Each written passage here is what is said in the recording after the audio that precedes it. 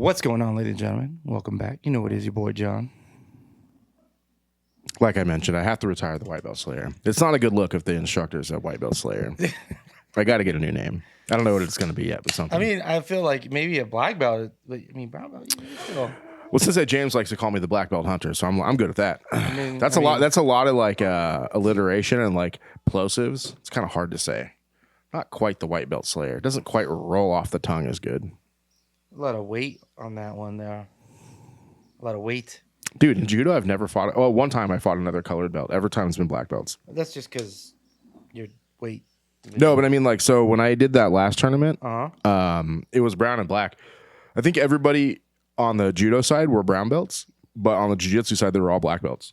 Because you can see them. You can see them on Smooth Comp that they're listed as black belts. Jiu-jitsu. Yeah. I mean, if I was to go do Nogi World League, I'd have to fight black belts, right? In Nogi, it's Yeah. the brown and black. Yeah. That's interesting that there's not enough. That's a perfect segue into what I'd like to talk about. I think it's a division thing, like more of a like older brown. You're not gonna get as many older brown belts. Like if you're a black belt, you've probably been doing it long enough. Yeah, but in the gi you can. Yeah, that's true. I mean, Nogi. Yeah, that's a perfect segue to what I wanted to talk about. So right now, actually, as we are doing this, the ADCC trials are going on in Pomona, which is 40 miles from here, something like that. Yeah. Maybe I would have went if I knew about it. Is it a trials or is it open? No, it's a trials. It's the last trials. Oh, okay. Yeah, because ADCC happens in June or July. Damn, it's already been 2 years. Yeah. I don't think it's gonna be as popping though. It's not. It's like in fucking Helsinki or some bullshit. Vegas is the place. Vegas is the place to do it for sure. Yeah. They're probably doing it over there because it's less expensive. Yeah, they could spend less on venue and stuff like that. I don't even know what it looks like there. They'll spend more on tickets for sure, but is Helsinki like? I don't know, motherfucker. You went on vacation over there, so yeah, but I didn't go there. Northern Europe is a waste of fucking time. Yeah, it's crazy. You got to go to France, Spain. Even Spain is kind of like, I don't even think I'd want to go to France. It's dirty now. It's like San Francisco. I don't give a fuck, dude. Do you go to the Louvre? It's crazy, son. If I was going to go to France, I'd want to go to the catacombs. That's in Paris. Yeah, that's what I'm saying. Yeah, that's what the Louvre's I mean, that's where I would want to go. Like, go do some crazy shit like that. Yeah, I mean, for sure, I would go there. But I mean, there's badass ones in Rome too. I didn't know that's after we left. Oh, really? Yeah, I want to go back to Europe. I want to go back to Italy. I think Rome is cool because fucking thousands and hundreds of thousands of years of history, so it's thousands. Cool. Yeah, thousands. Yeah. Of history, but I think that's cool. Yeah, that's the cool thing about going over to Europe anywhere really. Is they have such a long history. Everything's old. Yeah, everything. Like houses are old. Mm-hmm. Like you can still buy houses that are like older than America. Yeah, older than America. Yeah, and they're still like for sale, and you can go buy and build a house, and they're all retrofitted or whatever. So it's kind of crazy. Yeah, I would like to go over there, and I would like to go for like 2 weeks, and then go back to Rome again, like home base in Rome, and then go to Florence, and then see all the that's what the museum. There's no museums in Rome. Rome is all like Catholic cool. stuff. Florence is where the Renaissance happened, right? All the water, like the waterways and stuff between. That's in Rome too. Is it? Yeah. Oh, they have that too. Mm-hmm. Okay. The aqueducts. No. I mean, like Florence isn't Florence where. No, that's Venice. Oh, I'd like to go to Venice too. Yeah, Venice. I'd love to go see. It sounds really expensive in Venice, though. It wasn't that bad when we went. I don't know what it's like now. We went during COVID, and because of that, everything was cheap. It was like. Yeah, I went there with basically, in my mind, like an unlimited budget. It wasn't like I didn't have unlimited amount of money, but I was like, we're going to spend whatever. Yeah, whatever. To have fun. I think with the plane tickets and the hotel and everything and like whatever we did, it was like less than $5,000. We were there That's not bad. We were there for two of you. Yeah, for two of us for a week. Yeah, that's good. Yeah, we went for a week. We landed on a Sunday and we left on a Sunday. Yeah, when we did that European thing, I think I spent $10,000 on everything. But you guys were gone for a long time. Yeah, we were gone for like that was way too long. 2 weeks or something. But we also did 2 weeks in a bunk ass area. We didn't even stay in like one area. We traveled everywhere. It was pretty cool. I fucking enjoyed it. That shit was dope. They're straight attacking you now that the camera's on. The flies are attacking. Yeah, they weren't in here a minute ago. It's because we sat down. Yeah. I got the pincher bugs in my house. Oh. Fucking crazy right now. Since we have what's his name doing our bugs, We don't really have pincher bugs and stuff. Yeah, like that. he does my house too, and well, you have such a big area. It's just because it's so big. Yeah, your area is too big. It'd be hard to manage that kind of thing. Definitely since Javi started spraying, like let's say like out of 100%, we're down to like 10% bugs. And he would come back and do more fast and do more, but it's just you just have such a big property. It's just so big, it's too much. But let's get back to grappling. Yeah. The ADCC trials are going on right now. And we were talking about like the segue between why if we were to go do a World League, we'd have to do brown and black mixed, and then ADCC is popping right now. And I was talking to Brianna on the way over here, and she was like, Nogi's so big. And I was like, no, it's fucking not. It's not big at all. It's just that it's popular, so it gets all the attention. It's not as big. It's so not big that at World League there's not enough brown and black belts to compete, so they combine them. Yeah, I mean, and if you look at like all the main event like worlds and like even Jiu-Jitsu Con and all that stuff, it's mostly gi. Like it is gi. So Con and Master Worlds is all gi. Don't they do no gi in those at all? No gi worlds. It's the only one where they do. Yeah, it's no gi worlds. They do Masters at it. Oh. So, yeah, Con. Maybe there's no gi at Con, but they're combined. It's not a lot. Yeah, Con and Master Worlds run consecutively or concurrently together. And last year, I think they announced there was like 13,000 competitors over that week. That's crazy. It's crazy, dude. That's so many people. You gonna go back this year? We're talking about that on the way. Yeah. I think this year we'll go. Last year we went on a cruise instead of going, which I thought was cool. It's a little break from because that's what we normally do. We always go to Vegas. So we did the little cruise during that time frame. But this year, I think we should go on a cruise again. I fucking want to go. I need to do something. I need a break. We just did a break. Not long enough. Yeah, I'm right there. That was a busy weekend. It wasn't like we got to chill and do nothing. It was just nonstop all day, every day. Yeah. I need a day where I need a 4 days of nothing. Like I don't have to plan anything. I don't have to do anything. I just get to chill, listen to this music, vibe out, have my drink. I'm right there with you. I'm not going to have any time off for a while because the program starts in 2 weeks. So, you'll be busy. Yeah, I'm going to be there a lot. Yeah. It's fucking fuck. Yeah. So talk about the thing. Yesterday. Yesterday we had like an open house at the gym. Not a lot of people showed up, but it was cool. I mean, probably like a total of like between all of our close friends and then other people that came in, probably about 40 people showed up. We'll do another one probably like August. More of like the traditional potluck style, where we have a bunch of people. I think you could have got more people if you would have started promoting it maybe a week or two earlier. Oh, like a month out? Because I started promoting like 2 weeks out. Yeah, it wasn't long enough for people to get flyers and stuff like that. I think if you would have done it a little sooner, I think you could have also hit up schools and just stop by like offices and be like, hey, we're having a community event for kids. We want to get them. That's what I planned on doing. I just got so busy with work this week. I think you would have got way more that way. But that was a good start. It's pretty good. I think like 5 people came through and signed up. Yeah, I thought it was good. Someone came through and was like, oh, I saw this on the Himmet group. I think you posted that. Yeah. So a lot of people, the people that came that aren't from the gym want to sign up. So obviously, so it worked. The goal is to get people to come in there, and that's what happened. And we got some people to come in. Yeah. So it was good. It was a good time. Yeah. We had like a true open mat for the people that complain that we don't have open mats. Yeah.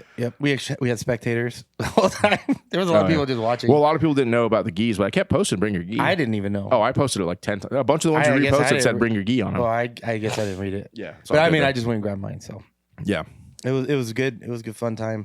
It was perfect weather. It wasn't too hot. Oh yeah, it was nice outside. Yeah, it was super nice. Man, you know what? For not expensive hamburgers, those hamburgers look good. I didn't get one. I didn't get one either. I didn't eat anything. Oh man, I had like half of a hot dog. I was starving. I was like, what do you have ready? Give me a hot dog. The kids were going crazy with the jumper though. Were they? Yeah. Hell yeah, dude. That's cool. Dude, jumpers are surprisingly cheap. I would do that anytime I had an event. They're $100.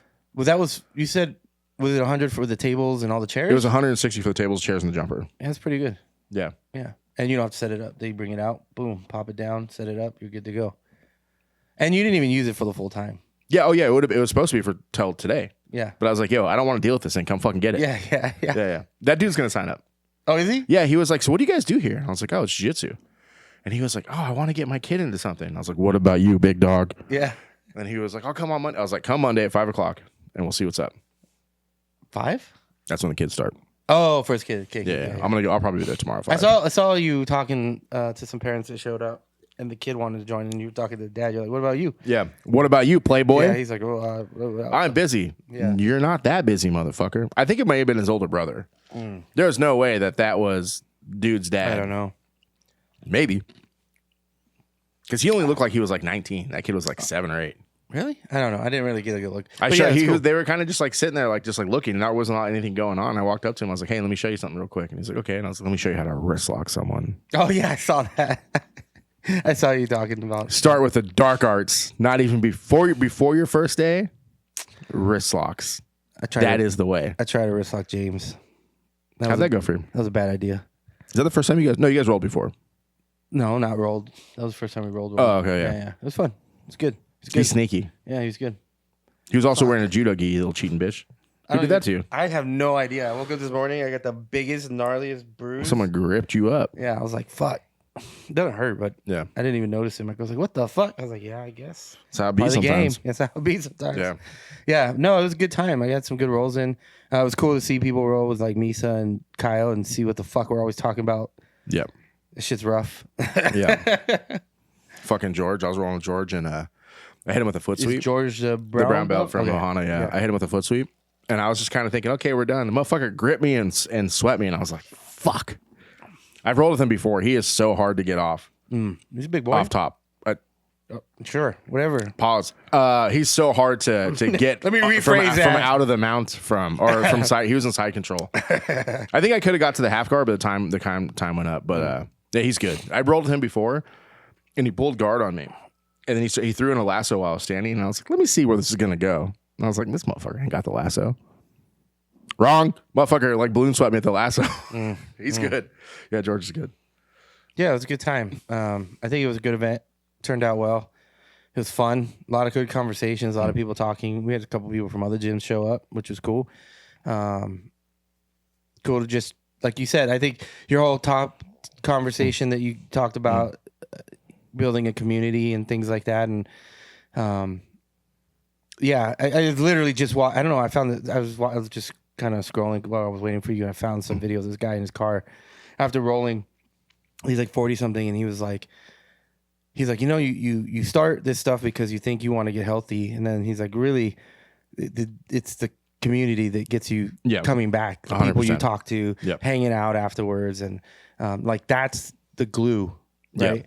Is that community, and that you kind of talked about that too yesterday, where you're like, hey, we got cops, we got border patrol, we got freaking felons. Yeah, it's like a little. Everybody does something, you know. A good example of when we talk about the community. Not gonna say names here, but we had a friend whose house had some problems. Yep. And they had to go through insurance and have their entire floor like tore up from the foundation and all this work done on their house. And it just happens to be someone from our gym. Who did it? Man, that was an amazing segue. Yeah. OG Restoration for all of your house broken needs. So like Chauncey. Yeah. And so like someone from the gym came in, and of course, being part of the gym, you know, they're going to go over and above than what you would get from someone else. And they did an amazing job for them.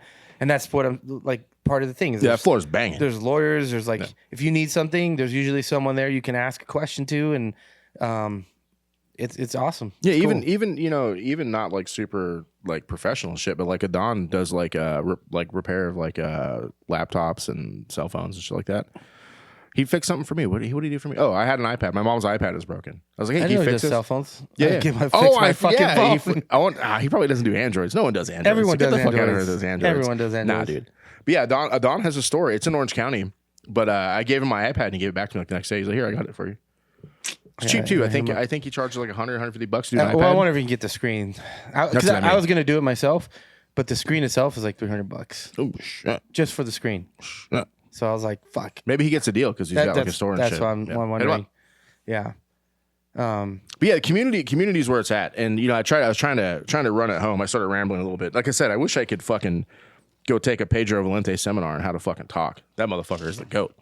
I think you did a good job. Yeah. I think you did a good job focusing on the community aspect, for kids, the discipline aspect, more than like just coming in and trying to kill each other. Yeah, you know, I think that's important. It's important for parents to see too.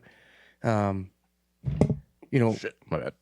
I think from a kid's perspective, having people that you can look up to as like kind of like maybe not mentored, but yeah, having like older adults that you can look up to and kind of see people putting in work and working hard and doing things. Yeah. It's really good for a kid to see. So from a kid perspective, you got all these great people around you that are, you know, working hard and and everyone has a similar mindset. And then you also have just commonality with a lot of people, right? Yeah. How many times you go to like a gathering or whatever and who's all into the same shit, right? Mm-hmm. It's like if you go watch a baseball game, everybody's there for baseball. If you go watch a football game, same thing. You come to jiu-jitsu, everybody's there from jiu-jitsu. But then you have a starting off point to start the conversation from, and then you can go into whatever. You know, like, you know, I don't know if he would agree with this, but Gabriel, you know, the young Gabriel, he's 16, I think, 15 or 16.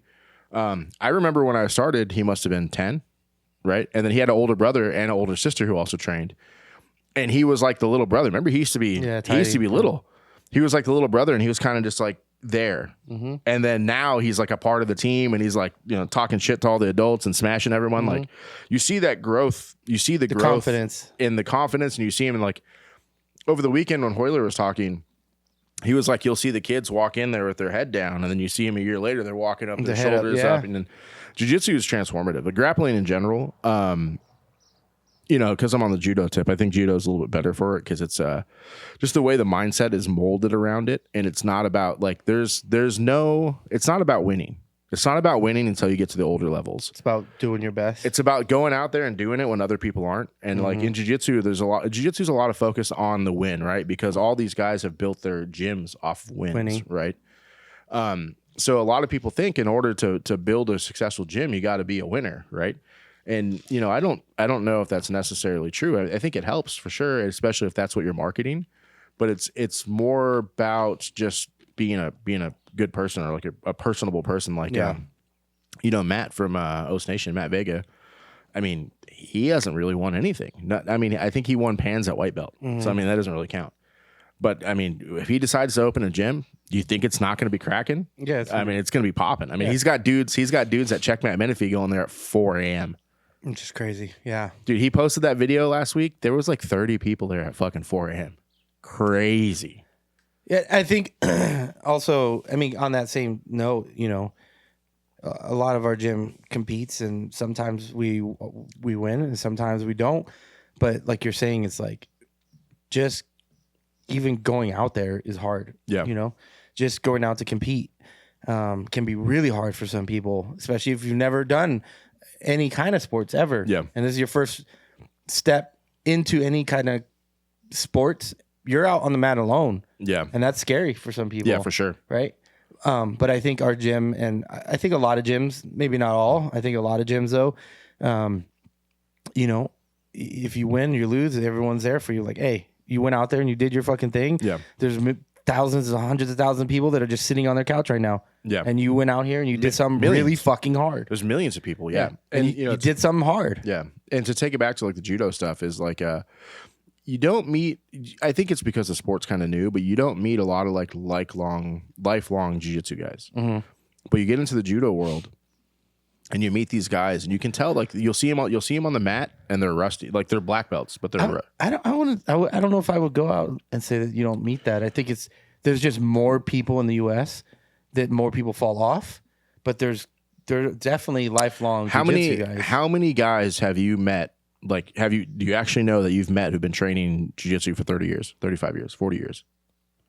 Leo, Omar. No, Leo hasn't been training that long. Leo started training like in 2000. It's 26 years. That's still pretty fucking long. Okay, one's Omar, two. And then Omar, all the guys fucking at the Humaita thing, a lot of those guys. Not really. Not all those guys haven't been training that long. There's a reason that they're like one stripe, two stripe. But I mean, there's a lot of them there that are 6 stripes. But we're also in that world. But dude, just go to any judo room. Judo room. Like, everybody there's 30, 40, 50 years. You know what I mean? A lot of those guys start as their kids. They get their black belts. They become, life happens, and then they go away. Then they always come back. You know what I mean? Like, when they had that promotion ceremony with James, all of those black belts have been training for 40 more years. All of them. You know, probably the youngest one there as far as training, it was probably Sensei Juan. Juan and James are the youngest ones there, but James started training karate at like, I don't know, 5 or something like that. James has been training martial arts his entire life. You know, that you see, I think you see more of that in judo, and it's a community you build around it. And like these guys won't see each other for 15 years. They'll come back on the mats and they're like, oh, where you been? This, that, you know, now I'm back to training. Now I have my kid training, my kid's 16, you know? Yeah. That's what we're trying to build. It's it, you know, if we build good competitors, great. I mean, our program is competition focused, not because we want competitors. That's how judo programs are run. They're run as competition programs. Yeah, it's a sport. Yeah. It's a sport, right? So, I mean, don't get it twisted. If you fucking throw someone on the concrete, that's self-defense. Oh, it's self-defense for sure. You know, I could be wrong about this. I was reading or listening to something about Jijoro Kano, the founder of judo. And when he founded it, it was a martial art, right? Just a self-defense martial art. Then very quickly he turned it into a sport. Like right away, they turned it into a sport. I thought my understanding was the original martial art was banned, and so that's kind of that's how judo came in. Jiu-jitsu was banned. Yeah, and that's how judo came in, because he was like, well, we're not doing jiu-jitsu, we're doing judo, and it was kind of more of like an art. A sport. He was making it. They tried to make it feel like an art form versus a combative type of thing. Yes, I think it was a sport right away. But, yeah, but it was made to like kind of fool the government. And even though it was combative, they were trying to say, no, this is like an art form. You know? Yeah. But that's how it evolved into a sport. I think like the points have been around since the beginning versus in jiu-jitsu they haven't. Jiu-jitsu, the points didn't start until like the 70s. Remember Pedro was talking about that. They were just long matches until they were just all Vale Tudo fights basically, and then in the 70s they came out with the points, and that's when what's his name was the guy that owns Zenith, Robert Drysdale.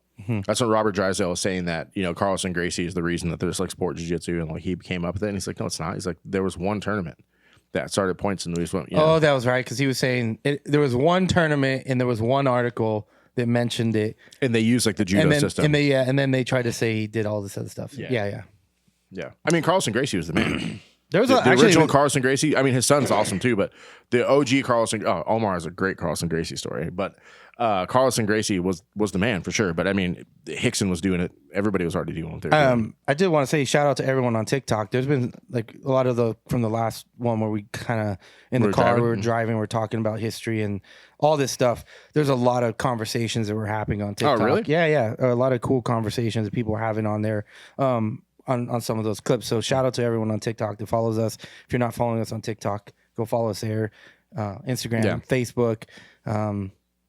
But there was a lot of good conversation. That's awesome. I was kind of like, oh, that's awesome. Yeah. If you guys want me to answer to something, you got to tag me in it, because John runs all the social media stuff. So he sees everything. I only see the stuff people tag me in, especially on the Discord. So if you guys want to chat in the Discord, just make sure you tag me, because I won't see it. I'm in like 20 different Discords, and they're always fucking cracking. So. Yeah. But I'm excited for the judo program. I'm definitely going to sign up for it. I think, you know, hey, guess who else said they're signing up for it? I didn't have a goal when I started. I think I talked about like my goal when I started jiu-jitsu wasn't like just to try. Yeah, it's just something I always wanted to do.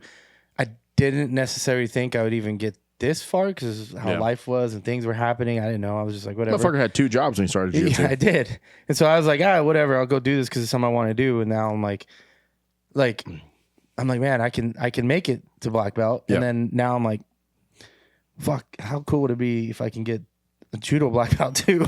Oh, you'll get like one. That shit if you stick with it, you'll get one. Like double, that's just crazy. Like to see that. Like, I don't know. I mean, I'm sure it's kind of common, but not super common. It's not uncommon. Yeah, it's not uncommon, but it's not like not everybody has that. Yeah. And I think just having like both, and then obviously it's going to improve. I think that program is going to improve our comp team in general. Yes. I think it's going to create some absolute killers. Yep. I'm a little disappointed that Kyle's wanting to do this, because I was going to say, I guess who's going to fucking sign it up. Yeah, because Kyle's going to he's already a terror. Now I'm going to be like, damn it. He's going to be a problem. Like, he's already a problem. Kyle moves better than I do. But he doesn't really move with a lot of intention when he's standing up, because he doesn't care. He's just fucking around. Yeah, because he can catch you from anywhere. Yeah, he catches because he's so long and he's so strong that he can just do stuff. Wait till I show him the details, which is crazy for me to show him details. But Wait till I show him the details that I can explain that I'm not great at doing during randori, but I can explain I'm really good. Just wait. How do you think Misa got so good? I give him the little nuggets. Little nuggets? The little nuggets, and then he just fucking... I know James mentioned he's going to try to come every 2 weeks or something. He'll probably come like every 2 weeks, yeah. Which will be cool too. Yeah. I don't want to pressure him to come. I want him to come every day if he can, but I mean he's got a life too, you know what I mean? Yeah. So I don't want him to have to come and watch all the time. But I mean he'll be there quite a bit because you know, as we get through the initial first program, the first program is going to be like 2 months, maybe 3 months. I just want to see where everybody's at the end of the first program. That's when we're going to start saying, this person needs a belt, this person needs a belt, this person needs a belt. You know what I mean? We're going to start from there. And it would be nice if we can get it big enough where we can run that beginner's program always. Well, I think we will have enough higher belts with the understand. Obviously, none of us are like, we're all going to be white belts in judo right now, but I think because most of us have been doing jiu-jitsu and our gym has always been stand-up. Yeah. Most of us have at least a solid base. I'm not worried about that. I'm worried about motherfuckers learning how to fall.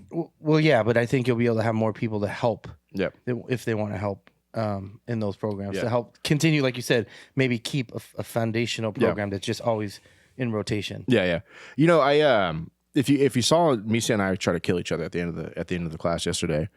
And I got it on Soto, but I couldn't drop my foot, and he lifted me and hit me with the Soto. I'm just like, did you see that perfect fall? I heard someone say something about it. I saw that fall. Yeah. And me and James looked at you and were like, that was a miserable freaking break fall. Oh, it was perfect. No, it was not. I didn't touch shit. I felt great.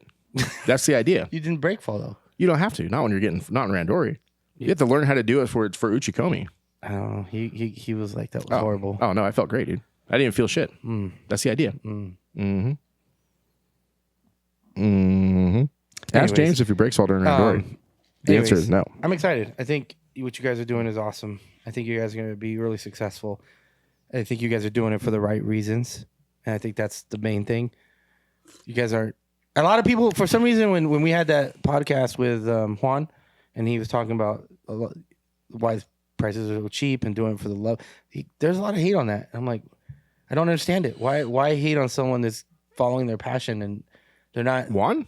Yeah. Maybe people misunderstood. Juan's like the most expensive judo guy out here. But that's all he does. He doesn't have a job. All Juan does is teach judo.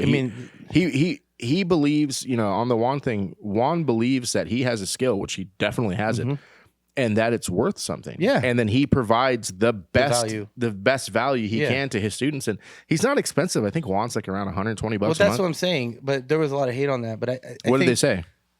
Just about it being so cheap, and that's fucking crazy. Why are you? So cheap? Interesting. They must a lot of people must have misunderstood because, so Juan is in Norco, and so to the north of him is Eastvale, and to the south of him is Corona, right? So he's right in between Eastvale and Corona, and Norco is not a cheap area either. It's a kind of affluent area. And all around him is like Gracie Baja, Checkmat. And they're way more expensive. Yeah, there's a lot of them. And they're way more expensive. So he's trying to compete with them, but also he doesn't need to be that expensive. Well, that's what I'm saying, because he's not doing it to become... Let's be honest. You can do very, very well running a gym, especially when you get to 300-400 students. Yeah. And if you're charging $250 a freaking student, you can live very, very well. Yeah. That most people don't realize that that's possible. Yeah.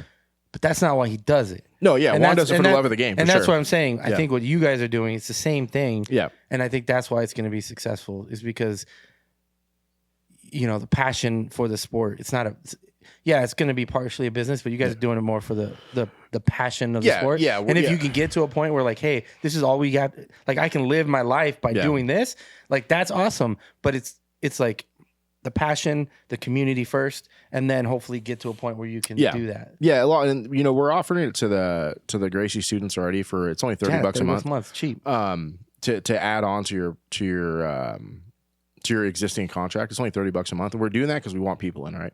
We want to get people just kind of to see it, but also, I'm not a black belt. I'm not a black belt instructor. Like I'm a brown belt, and I think that this has given me the opportunity to learn how to teach, right? And I look at it a lot as as like an internship, right? So I was going to offer Omar to just, hey, can I rent the mats from you at this time for this much money a month, right? And he was like, no, just because I kind of talked to him. I was like, hey, how much can I rent the mats for? And he didn't understand. And he was like, what do you want to do? And I was like, well, I want to do a judo program. He said, oh, we'll just add it to the program and to start doing it that way. So it gives me an opportunity to learn how to teach and kind of how to like draw the focus and run a program without a lot of risk to me, right? And then when I open my academy, we'll have hopefully a year or 6 months or a year of already teaching behind me so that when my academy opens, we're ready to go day one, right? Because I think that's the hardest part about opening an academy, especially if you're a good competitor who wasn't running a program somewhere else. If you're just a guy who's been training forever and like, this is what I want to do, and they're like, oh, well, how do we structure this? Like, I really like training at Ohana because I like all the people there. Unless James is running the class, the program is horrible from what I've seen. There's nobody running like a consistent program, at least. I know Robert is trying to bring structure into the program, but they have so many instructors and they actually run a program, but I've not seen it being locked in, right? Like every class is kind of something different, right? Someone teaching their own thing. Yeah, versus like if you go to our school, you know, every class starts the same. Every class ends the same. There's a through line through all the classes. Like Omar's been really good at that the last year. Instead of just like showing like random stuff, like back in the day, like if you trained, a lot of people stopped training with us because they're like, I'm tired of doing butterfly. Yeah. Because Omar would come in and it'd be like something, and the butterfly, something, butterfly. Like every like 3 months he was going over butterfly again. But now there's so many people at our school that don't even know what butterfly is. Like we did something butterfly like last week, the week before.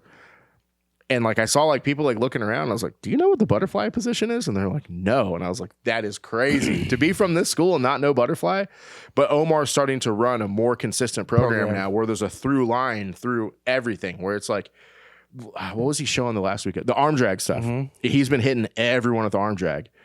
And that arm drag thing, he basic arm drag, and then arm drag omoplata. Arm drag, he did like all these different things off the arm drag. He did it for like 2 weeks. Yeah. And now he's switching to another program, to another program, to another program. And the cool thing about it is because he's traveling so much right now, he's telling the instructors, this is what the path is. We want to run this for the next, you know what I mean? And everyone's doing it, which is awesome, right?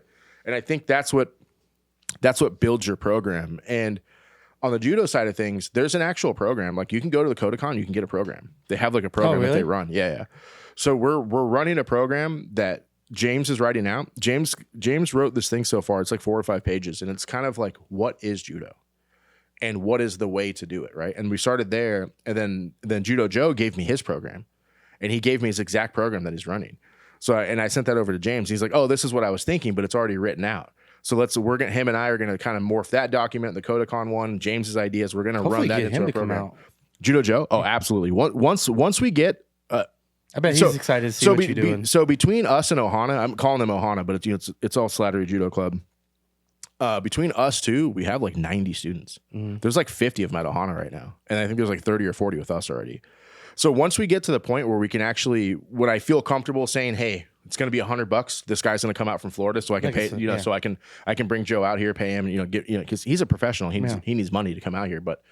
I want to get it to the point where I can, we can at least get his hotel room, get him set up for a week or a couple days while he comes out here. And I would just love to watch him teach.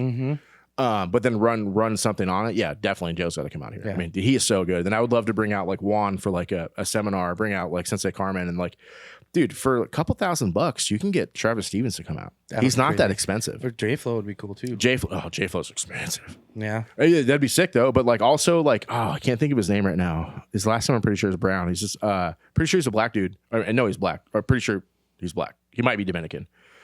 For sure, dude. But he was on the Olympic team. I think Cole Brown. Dude, he does seminars for like $2,000. I don't know who I was talking to recently at the gym. They were talking about this program. Yep. And they were saying they used to train judo up in Temecula.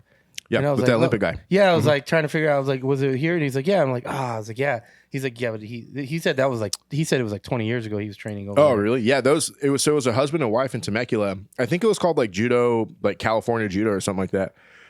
His wife was a gold medalist, and I think he was a silver or bronze medalist. I think he was bronze. And he's had a school in Temecula. Yeah, and it wasn't even that expensive. Because that's the first place we went. I found it and we were like, let's go fucking here. Because I was like, that's perfect. That's not too far. Yep. And then I went and they weren't there. And I was like, damn it. Speaking of that, so the whole thing of judo is like, John and I got on this judo tip like 3 years ago. Like right when we first started the podcast. Maybe a little bit before the podcast. Yeah. And then we started looking at places to train, and you happened to be in Temecula when we were kind of talking about it. So you drove by and found out it was closed. Yep.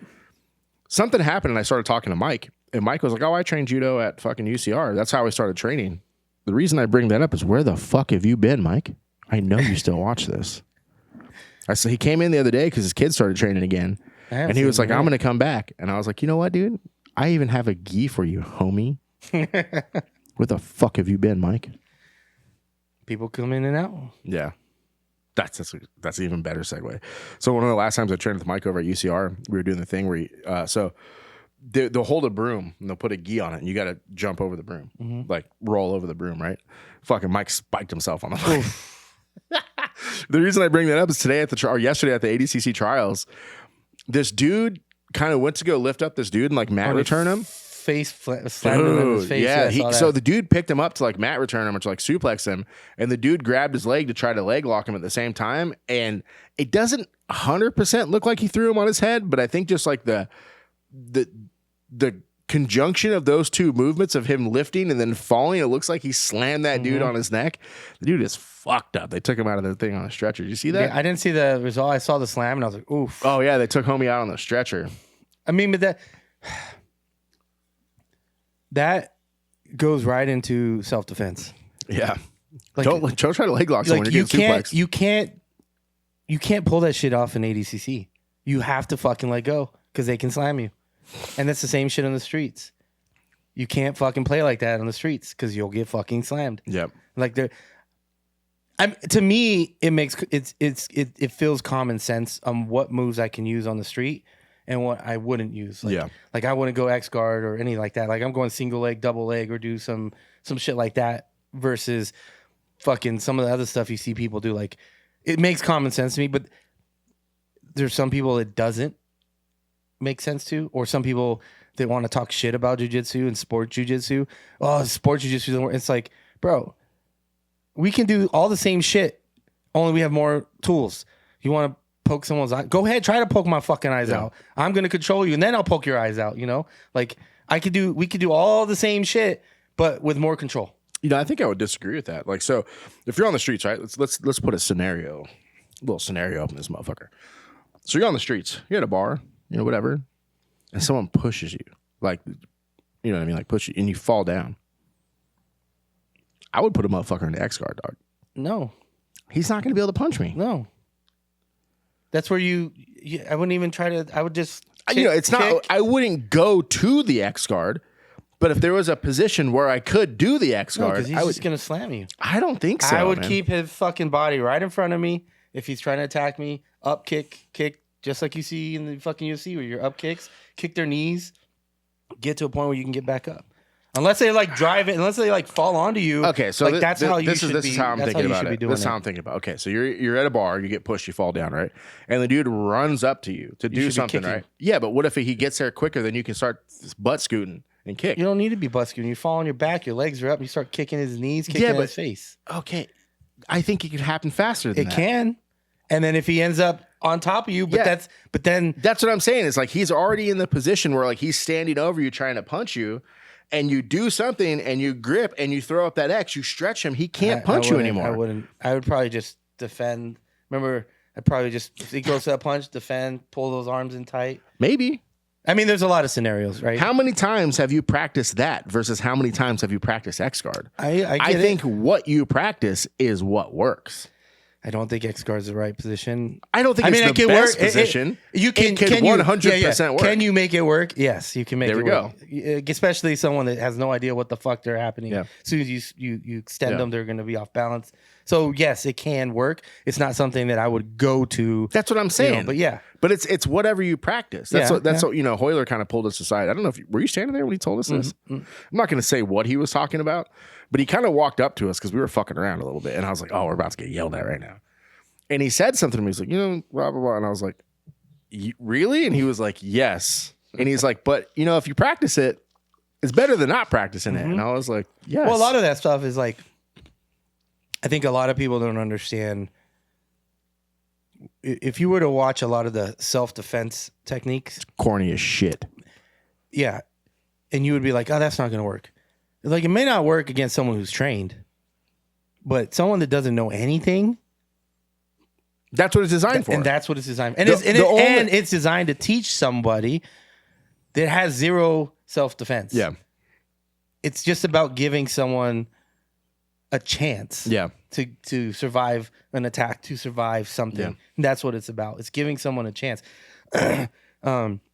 Let's say you're a woman and someone attacks you and they're trying to drag you into the car. The last thing you want to do is fucking get pulled into a car. Mm-hmm. Then it's game over. No, we doing Krav Maga. I'm fucking high. Then it's game over. Yeah. You do whatever you got to do. And if it means you get beat right where you stand, you're better off being beat there and being found by someone than being dragged in the car and taken somewhere where they'll never find you. Mm-hmm. Right? And that's shit. I used to tell my wife and a long time ago, my daughter, I was like, if anyone tries to fucking, I was like, you better shit your fucking pants and pins, because ain't nobody want to take you after you shit yourself. Yeah. But like legit, like fuck it, shit your pants. They're gonna be like, I don't want that shit. I'm gonna start using that as a self-defense dog, because your boy's got one in the chamber at all times. They're like, you're just like, they're like, what the fuck are you doing? I'm about to shit my pants. It's like those videos of little babies. They're like, what are you doing, shitting? They're like, no. Yeah.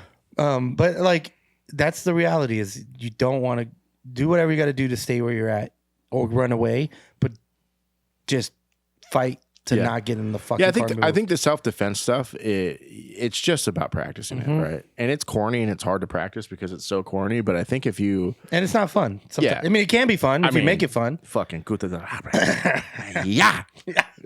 But it's just... The sport aspect is fun. Yeah. And I think that still works perfect for self-defense. Wrist locks. You fucking break someone's wrist. That's what I showed that kid yesterday. You know, like, you break their wrist, they're not going to want to keep going. Hopefully.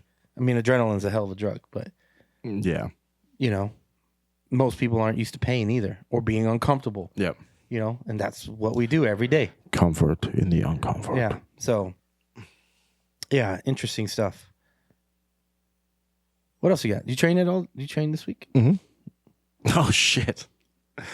I went out and taught in Palm Springs like 2 days a week. Oh yeah. I taught on Monday and Tuesday out there, and you know, I have a pretty good feeling, or like a good idea, that as an instructor, every once in a while, you need to beat all the students up just to let them know who's a big dog. You know, just that it's real, right? It's not fucking Krav Maga where you can't really prove it, right? Because Krav Maga, I think they do all that shit in the air. They're like, and then like they think that it works, right? So I can't remember what I showed. Monday I showed Kimura from the guard, and Tuesday I showed like the basic guard break, like the one where you trap the hand, stand up, you know? So I joined those two techniques together, because if you're on the bottom, this is what you can do. If you're on the top, you know, if you're in the guard, this is what you can do. But in my mind, I was like, I'm going to break off all of these students. And then I told them all, you know, I'm joking around, but I was like, hey, I'm going to turn this timer on. Whoever wants the heat can come get it. I'm breaking everyone off today. And a bunch of them kind of looked like, yeah, right. And I was like, beep, turn that timer on, started picking fools. Crushed everyone. There was this dude over there. He looked like a big construction worker dude. Boy, strong. And I can't remember. I foot swept and took him down. And I'm being nice to him. Foot swept and take him down, kind of playing around with him out. And he rolls me over. I'm like, okay, whatever. We'll go from here.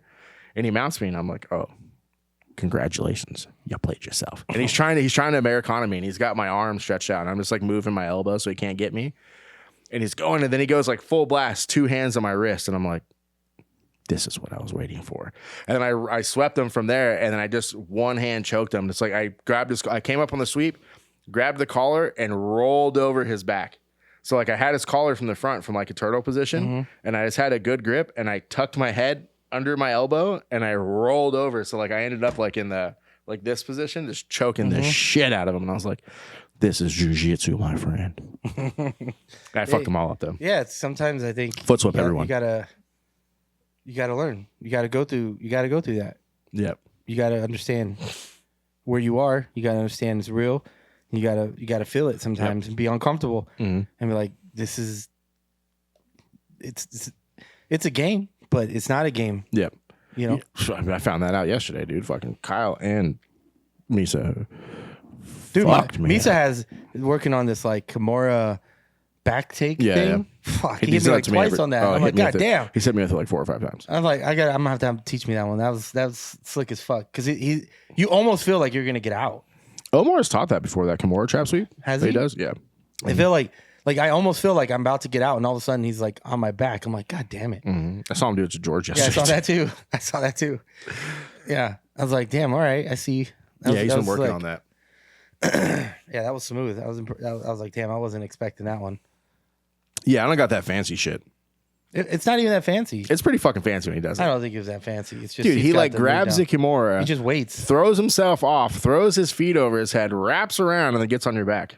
It's pretty dope. It is dope. Yeah, I liked it. I want to learn it. Yeah. I had something to go on that. I don't remember. I did a... Misa's on steroids. Fuck him. How is he getting older and more jacked? He looked like he's slim too. Yeah, he's been rocking like 215, I think. Yeah. This week I was teaching a lot of turtle stuff at the 10 a.m. like anaconda, darce,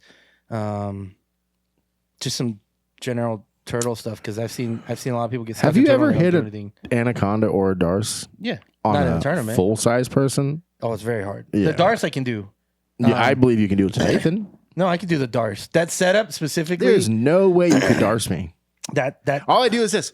Yeah, open my shoulders. You ain't getting shit, dog. That specific. No setup, way. Yeah, I can catch it. Tomorrow, I'll let you put me in it. You ain't getting that. All right, I'll try. You ain't getting it. I get to defend, right? Sure. Yeah. Okay. Yeah, you get it. Sure. I'll let you lock it up. Yeah, and then you can try to defend. Okay. Right. Easy work. I did try to catch it on Kyle.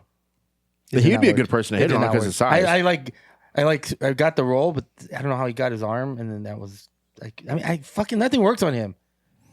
That's my problem when I roll with Kyle, and it's a mental block too. Is I know nothing's gonna work on him, so it's like I'm like that. Stop doing that. That's his game. I know it fucking sucks. He has you beat before he grabs you. Before.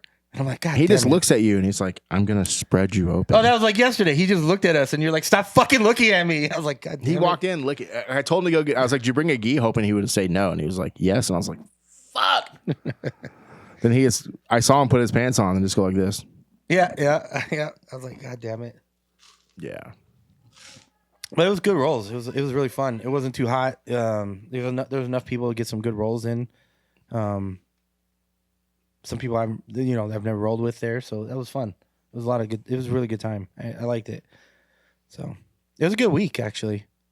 I think I did 10 and 3 a couple times. I didn't get to the 7s because I was like, I rolled twice, and then yesterday I rolled.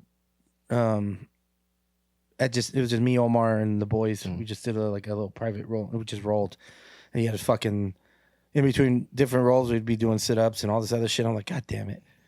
It was cool. It was fun. But the last thing I have to say. What you got? If you try to do the muffler on me, you're gonna be greenlit. Who tried to do that? All I have to say. Who tried to do that? If you try to muffle me, who did it? I'm gonna hurt you. Who did it? I did that. I did that to a couple people this week. They're gonna know. If you try to muffle me, I did it to a couple people this week. I'm going to hurt you. I went. Hey, am I better at jiu-jitsu than you? Probably not. Can I grip you and hurt you? Absolutely. I did. I was on mount, and then they were like, I couldn't catch an arm, so I was like, fuck it. So I muffled them, and then they panicked, and then I was able to scoop both arms up, and then I went to the fucking mother's milk. So we all know I've bit people before. He's like, I'm not afraid to do it again. I will bite you. If you hit me with the muffler, especially while you're looking at me, you better hope you put me to sleep. I'm going to hurt you. I'm going to grip something, and I'm not going to respect that tap. That's fucking funny. Or you're going to get Portuguese neon belly. There you go. And I'm going to do it. It sounds like someone hurt you already. With malicious It sounds like someone already hurt you. And you're going to get it. It sounds like someone already hurt you. I don't think anyone's ever actually muffled me. I feel like Louis used to fuck with it pretty heavy. Yeah, he's the only person that ever really messed with it. That's why I started messing with it, because no one's like that. I did it one time to somebody, and I pinched their nose. That's fucked up. I just get enough to cover both. I cover both their mouth and their nose at the same time. If you muffle me, it's over. But that's one of those dirty moves you just can't come back from. Where can you You can do that in ADCC, right? You can do it at IBJJF too. I don't think you can. Yeah, the motherfucker's not illegal. I'm pretty sure. Also, the force choke is not illegal. If you do it, I think it's a certain way. The force choke is only illegal if you squeeze the sides. Okay, so if you just but if you just if you palm the throat. Have you seen the one that Wagner does where he puts his hand down and then he grabs the back of the head from mount? So he'll like. Have I seen it? Yeah. Yes. Have I done it to people? Also, yes. And then he pulls the back of the head up like that. Boom. I'm yeah. Like, so that's what I call the Louis choke. The Louis choke is the same thing, except for force choke. I'm doing fist. I tried to get Miso the other day. Yeah. Yeah. Right. I got close, I think, because I felt him kind of like wiggling, and then he was like, "You played yourself." Yeah. He's like, "You fucked up. You fucked up." Yeah.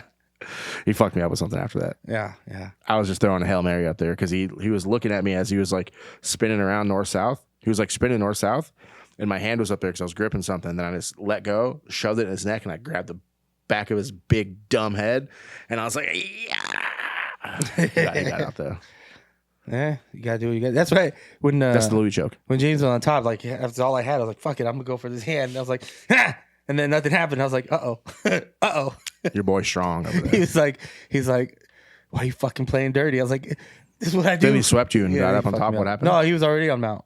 Oh, you were on bottom. You tried to slot him. Yeah. I saw that. I saw that Sumigashi, or whatever you want to call it. And I was like, oh, who gave it to you? And then I looked away. And I looked back and you were on bottom and I was like, yeah, I've been there. Well, like I went, like I don't, like when you roll with someone new, I've never rolled with him before. So I kind of had the paper cutter in, but then he wasn't really fighting it. Oh, it's because it wasn't in. Well, I didn't get it. Like I had it and I was going to bring it across, but then he wasn't even fighting it. So I was like, I'm not like. You should have fought. You should have finished it. I didn't. I did. I was like, I'm just gonna let it go. That's the one and only chance you're gonna get. Probably. I probably should have went for it, but I just was like, I wasn't sure how we were rolling yet. You know, I was just trying to like if he was just wanting to like kind of go back and forth kind of thing or what. Because yeah, I don't think he went super hard, and then he trained like he said 5 hours already that day. Yeah, he ran 3 classes. Yeah, I was like, man, that's crazy. So, you know, I just wanted to. It was just a good roll. So I didn't like try to like fucking. I had it, and then I was like, man, he's not even like fighting this one. So I was like, have it. Yeah, I was like, no, I mean, I didn't even get it. You over didn't the even net. have your car. You have your car. So I was like, I'll do it, whatever. So it was fun though. It was a good time. Yeah. Now you're gonna start getting the heat. So when I met James, the first time we ever, and he had a judo gi on. So yeah, there's so much cloth to grab on. Yeah. The first time we ever slap bumped, it was to the death. So that's been the most of our rolls. It was a good time. Yep. Anyways, that's all I got. Train judo. No. Just go train. Judo.